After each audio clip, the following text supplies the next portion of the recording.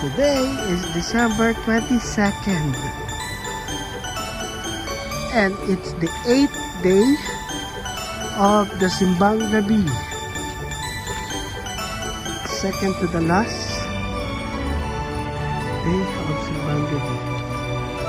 We made it. Almost there. One more night tomorrow and we complete yet again another Simbang Gabi. Tonight's weather, it feels like -16.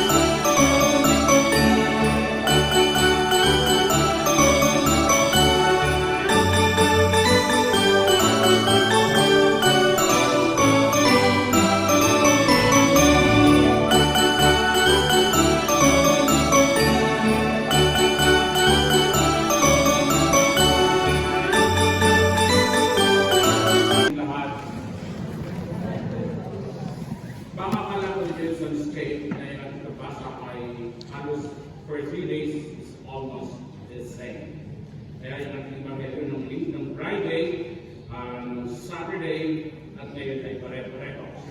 Sapagkat yung tatlong araw ay linggo, hindi po talaga po natin pwedeng baguhin yung mga pagbasa. Sinabi ko na ito ng araw na we cannot even change the readings on Sunday. Kaya Sunday readings always takes precedence over the weekdays reading. Kaya yung talagang dumating ng Friday, yung talaga yung readings, at ngayong Sunday, ang naiba lang yung first and second reading, yung Saturday. Kaya it is not a mistake. Baka sawa-sawa na po kayo doon sa mga pagbasa sa araw nito. Sawa-sawa na kayo sa mukha ko. Para huwag na po kayo sawa sa ating Diyos. Sapagkat ang Evangelyo ay patuloy man ito ng Diyos sa atin. Kaya mga minamahal na kapatid, because we believe that the Word of God is alive, nakatuhay. Kaya sa tuwing binabasa natin ito may bagong sinasabi tungkol sa atin every day. Kahit na araw-araw ito ulit-ulit na basahin, it always speaks something to us. Kaya ngayong araw, probably ay may konting sinasabi sa akin ang ating lalagad ng ating Evangelyo. Hindi ko alam kung mga minamahal na kapatid, if part of you, kung meron sa inyo ang nakapag-pilgrimage na sa Spain, lalo sa Compostela. Did you have been to El Camino Walk? Meron po ba lang kung El Camino Walk dito? Pakita sa mga kamay. Iisa lang. Alam po ba yung El Camino Walk? Ito ay isang buwang paglalakad. Depende kung ilang kilometro yung lalakarin, but it is more or less 400 kilometers. Yung lalakarin po ng El Camino Walk. At ito ay day by day, you have to attain certain kilometers. At pagdating doon, you get a certificate that you have gone through a pilgrimage, the El Camino. Naalala ko yung kwento ng isang lalaki na siya ay nag-pilgrimage sa El Camino. Punta siya ng Compostela at nag-pilgrimage siya. At kung siya ay naglalakad na, naubusan siya ng tubig. Sapagkat napakahaba mo ng lalakad.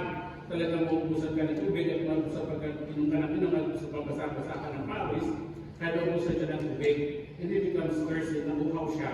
At nag-decide siya na tumalok sa susunod na bahay. Kung kayo po ay familiar sa El Camino Walk, yung mga bahay na nandun ay malalayo, hindi ito siya doon na yung lalakaran, maliban pagdating ng Compostela, ay pwede doon malalayo yung mga kayo may pag-iman. At yung mga pilgrims ay nakikituloy lang sila sa mga bahay ng mga iyan na kanilang dinadaanan. At nag-decide siya, kakalit siya ng pumatok siya sa sunod bahay at sabi nanginginig ng tubig. At ba napakabait ng babae, napakabait ng babae, and the woman invited him to get inside, to give him water, binigyan niya ng tubig at invite niya. Pinaganda siya pinaupo niya sa kitchen at pinaganda siya ng supas, ng soup at ng tinapay.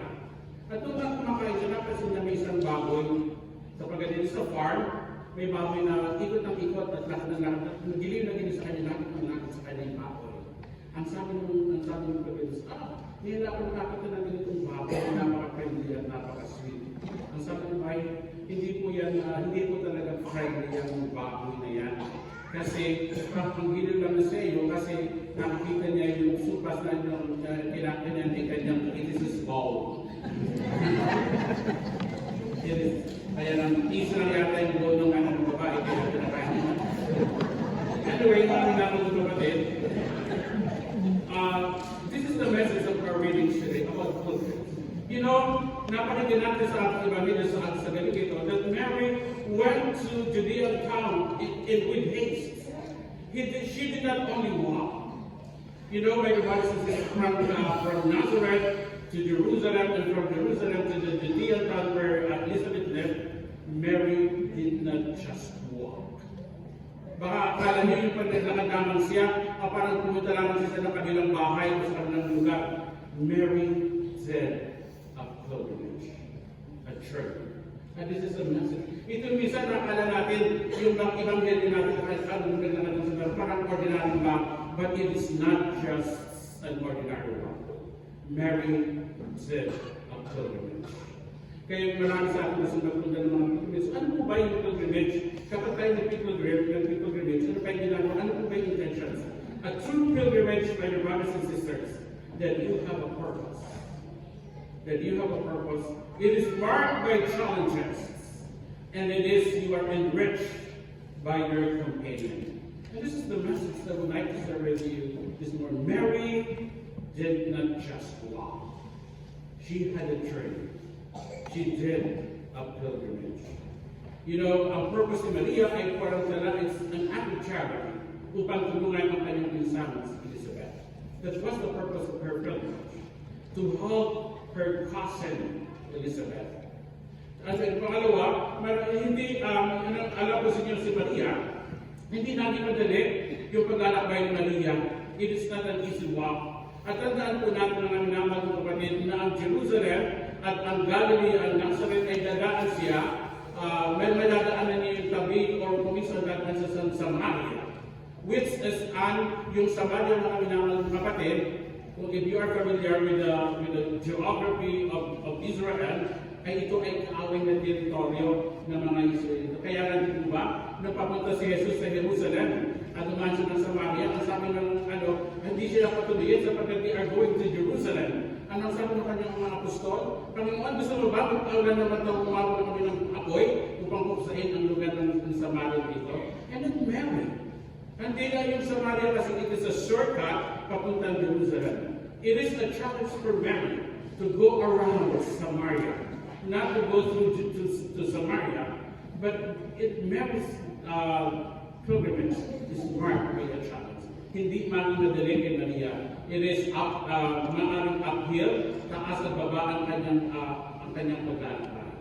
At ganun din mga nangangalupan, a true pilgrimage is enriched by your companion ng mga kasama mo. At ganun din maraming mga nangangalupan, baka iniisip natin na marahil mag-iisang naglakbay si Maria. No. Para ano masasabi? Kung gano'n, hindi mabuting asawa si Jose. If Joseph allowed Mary to go by herself, it's a reflection of Joseph that he is not a good husband. Because talagang inihanda rin ni Joseph at mayroong kasama si Maria. It's para at kung gusto makikilid din sa maaring mga pinsan at mga magkaibigan ni Maria, will do the pilgrimage with her. Kaya naman that is a true pilgrimage. A true pilgrimage with a purpose. It is marked by challenges. Hindi ito madali. At ito ang pilgrimage ay pinayayaman ito ng ating mga kasama. You know, my brothers and sisters, we always say that our life is a pilgrimage. Yung buhay natin ay isang paglalakbay. Paglalakbay ito patungo sa buhay na walang. We always say that. The church always teaches that our life is a pilgrimage. Kaya naman naman kapatid, ang buhay natin sa daigdig na ito ay may kahulugan. It has some purpose. It is marked by challenges. Hindi madali yung buhay natin naman every day. We are faced some challenges.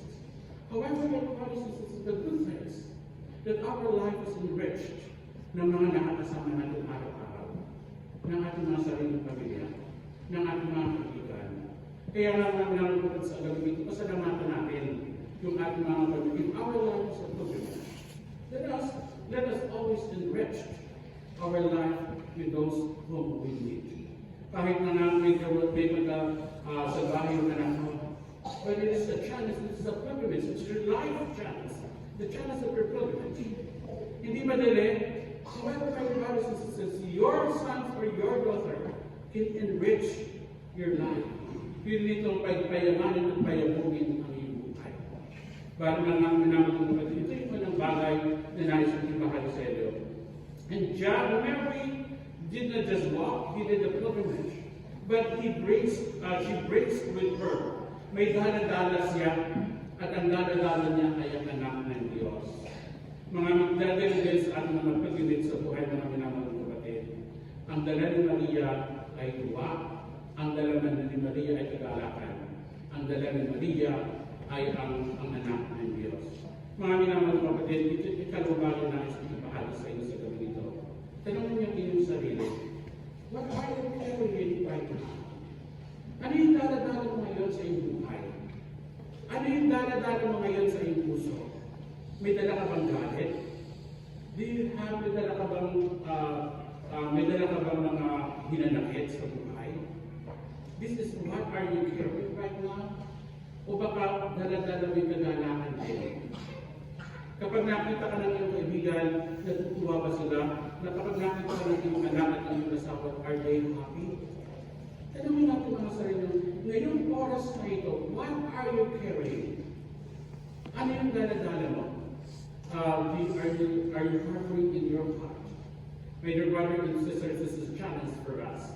Ngayong gabi mga minamahal na kapatid, sa pagdiriwang natin ng mapaskuhan, let us check our life, our pilgrimage. What are we carrying? Today, God is asking us to carry with you love, yung pagmamahal.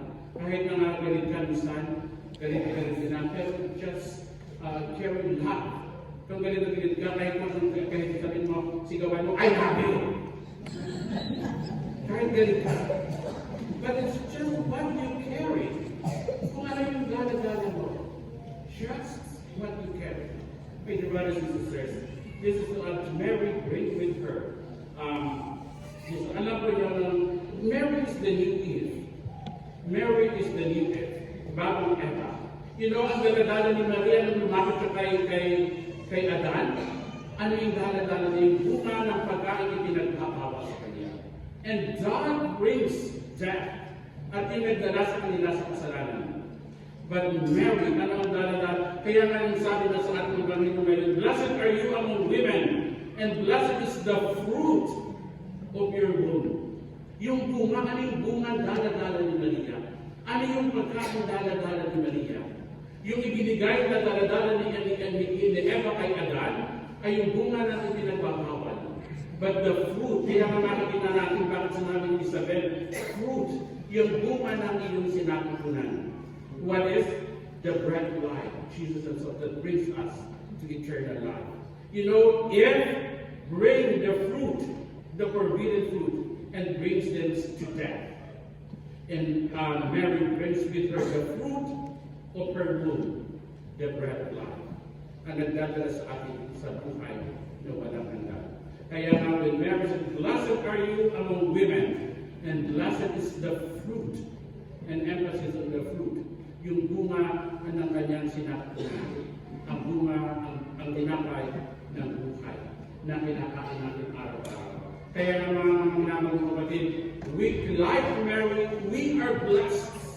You know, so when Elizabeth says, "You are blessed are you among women," because you have the opportunity to carry the Son of God in your womb. And Joseph was blessed because palagay ko sa mga bisig ni Joseph, he was able to carry Jesus in his arm.